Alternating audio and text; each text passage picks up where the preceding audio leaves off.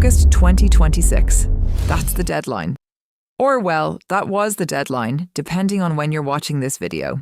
And if your company uses software that automatically screens applicants, scores loan applications, flags insurance risk, or ranks employee performance, you are probably already using what the EU classifies as high-risk AI.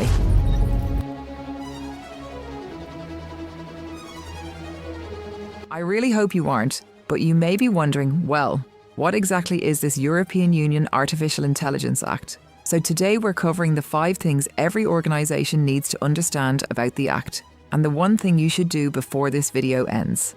Let's start with something simple. A very simple fact is that it is already passed law. August 2026 is just when it goes into effect. The EU AI Act is the world's first comprehensive legal framework governing artificial intelligence. Adopted in 2024, it applies across every member state. Same rules, same obligations, same enforcement. Sound familiar? It should.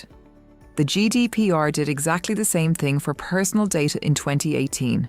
And if you remember how unprepared most organizations were for that, this act is shaping up the same way. Only this time, regulators have a head start and considerably less patience. The core logic is simple. Not all AI is equally risky. A music recommendation algorithm and a system that decides whether someone gets a mortgage are not the same thing. So the Act classifies AI systems by the risk they pose to people's rights and safety. The higher the risk, the heavier the obligations. Our second takeaway is that, well, this probably applies to you. Many organizations are just thinking, oh, who cares? I don't really make AI. Why would I worry about this? These organizations assume this is a problem for the companies building AI. The developers or the tech vendors. And yes, nearly all companies who want to do business in Europe carry a heavy burden. But the Act draws a clear line between organizations that build AI and organizations that use it. If you're in the second group, you have your own legal obligations. The Act calls you a deployer. Did someone else build the system and is your organization the one running it? If so, you are a deployer. If your HR team uses a platform that automatically ranks job candidates before a human sees them, you're a deployer. If your bank licenses a credit scoring model from a third party, yup, still a deployer. If your hospital has implemented an AI diagnostic tool from a health tech vendor, also a deployer. You didn't build it, you're running it, and that comes with consequences.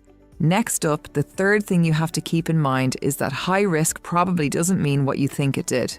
The heaviest obligations in the Act apply to what it calls high-risk AI. Let's just take a step back and ask, what tools does your organization already use? A platform that ranks job candidates before a recruiter reviews them. Maybe a system that scores loan applicants or flags insurance risk.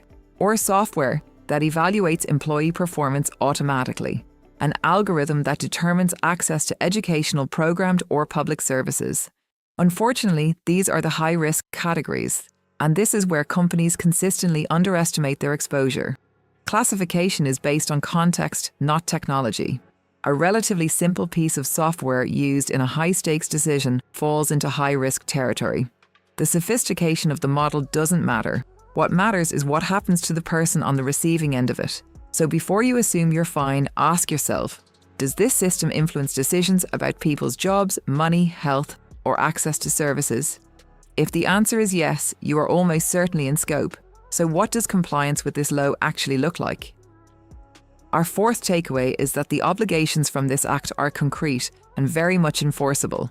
Risk management for this isn't a launch checklist, it's ongoing, built into the system's entire life.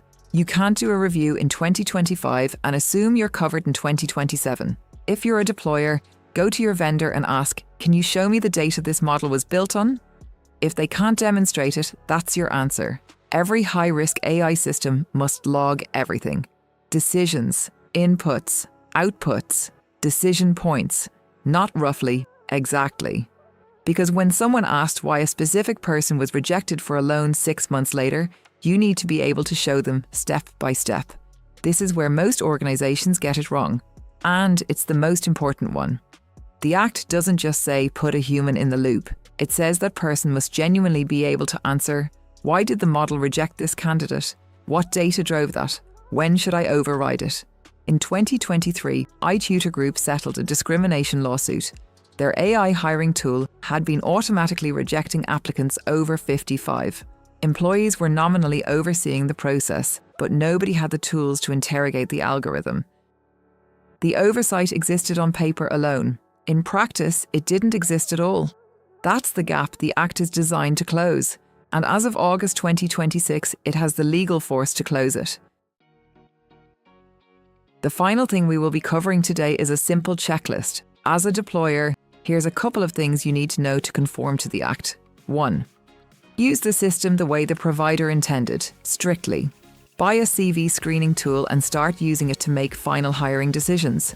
You've stepped outside its certified purpose. The compliance protection disappears. The liability is yours. Entirely. 2. Assign real human oversight, not a name on a form. A trained person with actual authority to intervene, and train them properly, not a 2-page PDF and a let's hope for the best. 3. Monitor performance and report risks actively. Finding a problem and not escalating it looks very different to regulators than catching an issue and reporting it promptly. Being discovered is worse than self-reporting. 4. Retain logs for at least 6 months. This one catches people off guard. If your vendor holds all the system logs on their own infrastructure and you can't access them independently, you have a compliance problem. And it starts before any incident, not after. Get independent log access secured in writing before you sign anything. 5. Notify workers before deploying AI that affects them. Tell individuals when AI played a role in decisions about them. A privacy policy buried in a footer does not satisfy this at all. 6. If you're a public body or deploying AI in credit or insurance, a fundamental rights impact assessment is required before you go live. There's no checklist that makes you automatically safe, but there is a deadline. Fines up to €15 million or 3% of global turnover, and regulators who already proved with GDPR that they follow through. The organisations taking this seriously won't just avoid penalties, they'll build AI systems people can actually trust, which matters more than the compliance certificate.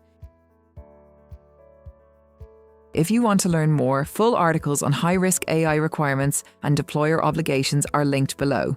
And if you're building your team's AI governance capability, subscribe for more videos or take a look at our learning paths. See you next time.